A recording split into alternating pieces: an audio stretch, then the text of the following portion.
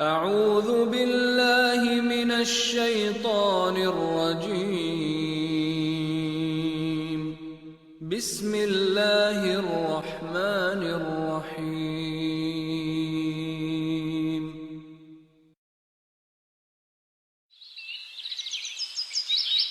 حصن المسلم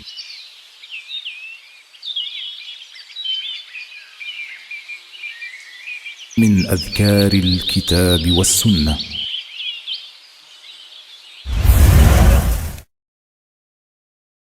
Dua said upon sneezing.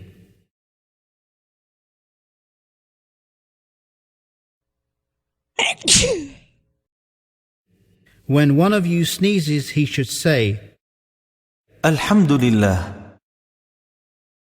and his brother or companion should say to him, يرحمك الله. and he, the one who sneezed, replies back to him, يهديكم الله ويصلح بالكم.